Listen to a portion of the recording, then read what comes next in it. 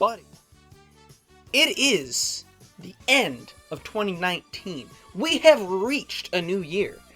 And at the end of every year, we do what must be done by the greatest records that have come out in this year. We rank them 1 to 10, not anything past that, because I don't have time for that. Let's get into it with the top 10 albums of 2019. So let's first start off by mentioning some albums that were not on the top 10. They didn't quite make it. And I'm going to give shout-outs to the new Korn record, The Nothing, to the new KG Elephant record, Social Cues, and to the new Black Keys record, Let's Rock. So those are some records that I thought were close, but they didn't quite make it. And I actually had made my top 10 list a few weeks ago, in which the Black Keys record was number 10, but since then it has changed to be my number 11, because at number 10 we have the new Night Café record, 0150. Okay, the Night Café, for those of you who don't know, lo-fi indie band, releases this new record in the summer.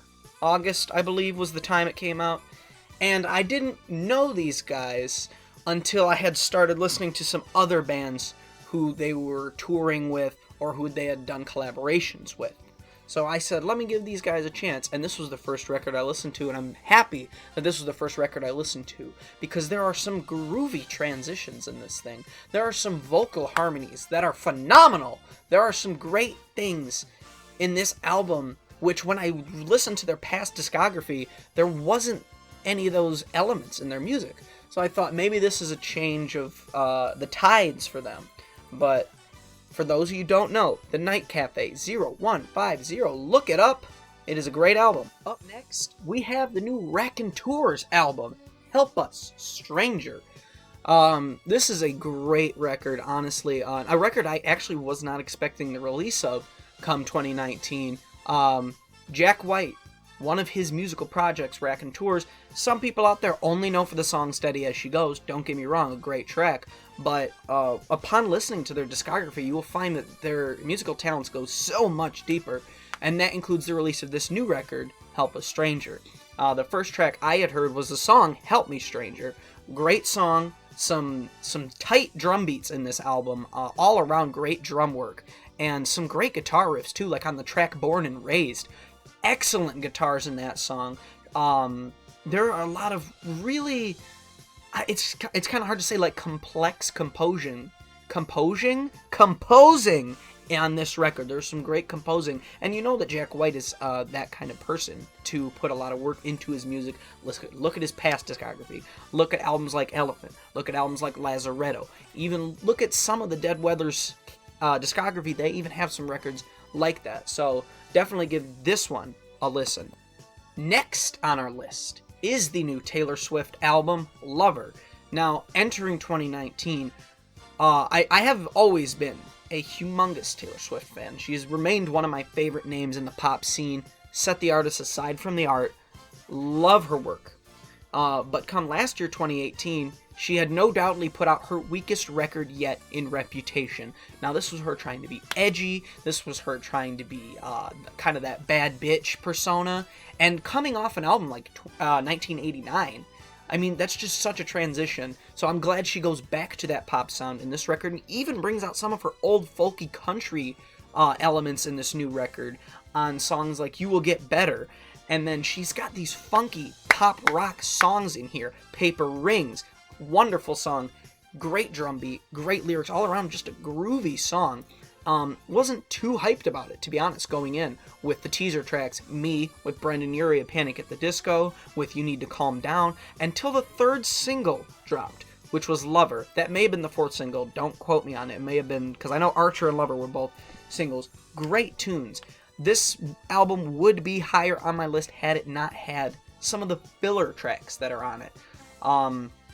And yeah, you take some of those filler songs out, I mean, there's great production on this thing, which is what you expect from somebody in the music industry like Taylor Swift. You expect her to have this ability to produce a good album. So if you're not a Taylor Swift fan, I'd definitely give this one a chance, especially if you stop listening to her music after last year.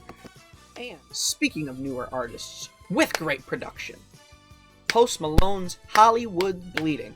Now, last year, Beer Bongs and Bentleys had landed very high on my list of top 10 albums of the year because that is arguably, well, I wouldn't even say arguably, I believe that's his best record after releasing Stoney, his debut album, which had a lot of rough edges, and then he cleaned them up on Beer Bongs. And now with Hollywood's Bleeding, there are a lot of great tunes, and the same thing with this Taylor Swift album is that it would be higher without these filler songs. I'm talking songs like Internet, I'm talking songs like No or Myself. These are songs that we can go without in this album. But you turn it around and you look at a song that is featuring Ozzy Osbourne and Travis Scott with a disgusting guitar solo at the end. I mean, god damn, that shit is tight. That is a great song. Sunflower with Post Malone. Everybody knows that one. Everybody knows Wow. Even the title track, Hollywood's Bleeding. The pop rock, Allergic, that we see beginning in this album. A lot of great tunes on here. Like I said, it's just the filler that keeps it from being higher up. Because a lot of these tunes I really enjoyed. And some of the features could have been dropped. I think the Young Thug feature is terrible. Young Thug is one of the most unlistenable rappers in the rap scene today. And I believe that the Meek Mill feature is kind of weak. But going on the brighter side, looking at some of these better features, the SZA feature on Staring at the Sun is phenomenal. Great vocals on that song. Like I said, with Sway Lee being on Sunflower, another great one. So check this one out. My boy, Austin Post. All right. Next on our list is the new Toxic Holocaust album, Primal Future 2019. The year is in the title. You already know what we're looking at. Primal Future, released by the thrash metal band Toxic Holocaust. Now, these guys' discography has been a little shoddy for me. I have not always enjoyed the music that they put out, but they were one of the first thrash metal bands that I enjoyed the music from, with the exception of, bigger bands that we all know, Exodus and Slayer. Toxic Holocaust brings out this album, and when I had heard Blackout the Code, the big song off this album, I said, there's a lot to be expected from this. I'm expecting some good tunes. Once you get into the album and some of the deeper cuts, I mean, damn, son, there are some tracks on here. I am not even going to try to break them. We got 11 or 12 bangers on this thing. So I definitely check that out. If you're not a fan of thrash metal, or you're not a big metal fan looking to get into it in the newer metal scene, definitely check out this record by Toxic Holocaust. We have reached the top 5. It is here. And that starts with number 5 on my list. I shouldn't have done that. That's 10. I can't count because I'm dumb as shit. So number 5, Danny Brown's You Know What I'm Saying? Detroit rapper Danny Brown. Gotta bless my one friend I have who introduced me to this artist and this album when it had dropped earlier, I believe in October, September. It was the fall time, and he had said, listen to this record, you're not going to regret it. And I did. Went back and listened to Atrocity Exhibition. A fantastic album. But we're not here to talk about Atrocity. We're here to talk about You Know What I'm Saying, which is a phenomenal album. We're talking the title track with its groovy drum beat. We're talking about Savage Nomad, an instrumental that is just phenomenal with a nasty drum solo at the end. We are talking about the instrumentals on songs like Best Life. I mean, some of the sampling in this album is great, and Danny's lyrics are just phenomenal. And after hearing Atrocity, I mean, the first time I listened to this album, I wasn't really digging into the lyrics. And then I listened to Atrocity, and I said, some of these lyrics are great. It's hard to beat this. And he comes out with arguably what I think, a lot of Danny Brown fans won't agree with me, but I believe this album is better than Atrocity. Barely. I don't like the song Belly of the Beast.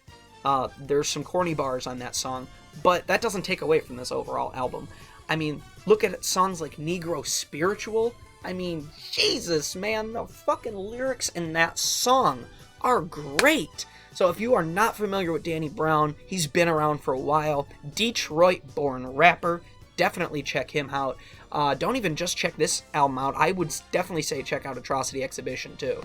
Alright, up next on our Albums of the Year list, another Detroit-born artist, and we're talking about Lizzo, and her album, her debut big record, 'Cause I Love You. Now, everybody knows Lizzo. This album would honestly be higher on my list if I were considering the deluxe version with songs like Good as Hell and Water Me and Truth Hurts. I mean, these are 3 great songs, despite 2 of them not coming out this year. That's why I'm not really going to consider this deluxe version. But even if you take those tracks off, you're looking at songs like 'Cause I Love You, the title track, with one of the greatest vocal performances of this year, if not this decade. The phenomenal single, Juice, and some of the great rapping across this record. I mean, we're talking about the witty bars on Soulmate. We're talking about the clever bars on the song That's Exactly How I Feel. I mean, there's a lot of stuff across this record that makes me say, damn, I wish I had known about her sooner, especially considering her Coconut Oil EP that had come out a few years ago is also really good. I mean, there's a lot of really good songs on that. Give that a listen before giving this a listen, or go it in the other way. These are both 2 great projects. We're here at the top 3. The prime time albums of this year, and we're kicking it off with number 3 in Amarth's new record, Berserker. If you don't know, Amarth, Viking metal band, I believe from Sweden, maybe from Norway. They're all from one of those 2 countries, all those bands. Putting that aside, Berserker has some amazing riffs on it, and from the teaser tracks that we were given, Raven's Flight and Crack the Sky, I thought, you know what, this record's going to be good, but is it going to be better than Yams Viking, their record from quite a few years ago? I believe that's 14 or 16, don't quote me on it. But then they come out with this new record, which I believe to be one of their best. I mean, the drumming on songs like Shield Wall and Wings of Eagles, the amazing riffs on this damn thing. I mean, Jesus! What the hell? There are some songs on here, like the Berserker at Stamford Bridge. Your boy's fucked up after listening to those. This record is amazing. The intro song, Fafner's Gold, with this amazing acoustic melody at the beginning, transitioning into this fast-picking guitar riff. I mean, I don't even know how to fucking put this album into words. It's so great. Listen to this record as soon as you possibly can, because you are not going to be let down on any of the tracks across this record. Up next, number 2, is the new Lana Del Rey record, Norman fucking Rockwell. This album comes as a massive release to me, being a big Lana Del Rey fan, because her last 2 records were my least 2 favorite in her discography. After Born to Die, Paradise, Ultraviolence, it's great 3 records to start your career. She comes out with 2 that are just a lot of filler in these albums. Not my favorite, but coming back with this album, one of her best, if not her best, to date, and that is this Norman fucking Rockwell album. Getting a lot of teaser tracks with this album, like If Hope is a Dangerous Thing for a Woman Like Me to Have. That was released a while before the album. Venice Bitch was released a while before the album. We also got amazing songs like Mariner's Apartment Complex, and we got songs The Greatest and Fuck It, I Love You, and even spoilers on songs like How to Disappear. We knew a lot of these songs going into this record, and there was some new, but that doesn't take anything away from it. I do believe that Mariner's Apartment Complex is one of the greatest songs of this decade. I mean, the vocals and the instrumental and the lyrics on this thing, I mean, it has you tearing up every fucking time. And then she hits you with 9 minutes of Venice Bitch. 9 minutes of these weird keyboard and guitar just flying around the place, making you seem like you're listening to a Doors record. I mean, this album has a lot of deep cuts, too. We're talking about Happiness is a Butterfly, Love Song, Bartender. These are 3 great tracks on the latter half of this record. I mean, there's a lot to listen to here if you are a Lana fan, and even if you are a fan of just pop and pop rock and art rock in general. I mean, these are great songs to listen to. The title track comes in, and it just hits. It just hits you like a goddamn train. Jesus! We are here with our number 1 album of 2019.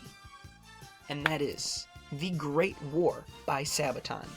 Sabaton is a band from overseas, another band whose country origins I'm unaware of, because they're all the same. Power metal band. They always sing about war. This band is amazing. Led by some powerful vocals, some flying guitar riffs. Now, their last record, The Last Stand, very underwhelming to me. Not a huge fan of it. And the record before that, Heroes, which is possibly my favorite Sabaton record. I'm still up for debate on that with a few records. And then they released the track Bismarck. And that was this year, and that was not even on this record. So come the Great War, we had already heard the Great War. We had already heard the Red Baron with this nasty, funky keyboard instrumental leading us into these flying vocals singing about the Red Baron of the skies. Now, there is a history version to this album with a woman narrating the plot of each song, which is great, but I do love just the normal version better. Both great versions, though. I mean, there are songs on here with the catchiest choruses I've ever heard. I'm talking Fields of Verdun. I am talking Devil Dogs, 82nd All the Way, 7 Pillars of Wisdom. This album is stacked from top to bottom with great guitar work, great drumming on songs like The Future of Warfare and Ghost in the Trenches. We're talking about some of these nasty guitar riffs like The War to End All Wars. I mean, this concept album about World War I is absolutely astonishing. And these guys put these songs together in a way that is really hard to do. Being a big Maiden fan myself, clearly, a lot of their songs are about war, and they really only had one war-eccentric album in A Matter of Life and Death, which you'll soon come to find out is one of my favorite Maiden records. But it is not easy to do it like that, and I do believe this Sabaton record is better, and that is why I chose it as my #1 album of this year. Everything about this record just shows the talent of the members in this band. So definitely check out power metal band Sabaton and their 2019 concept album, The Great War. Alright everyone, we've reached the end of the list. Thank you for watching. Thank you for sitting through and listening to my music takes. I mean, what more do you want from me? This is my first official video on this channel. If you don't know, this is a music channel. We're talking about music. We're doing fun shit on here. We're dicking around. There are more videos to come. I already got 3 or 4 recorded that I'm going to be dropping soon. So stay tuned, alright? If you want to subscribe, I don't give a shit. That sounded funny as fuck. But yeah, do what you want. Have a good day. Don't be a dumb shit out here. And I'll see you in the next one.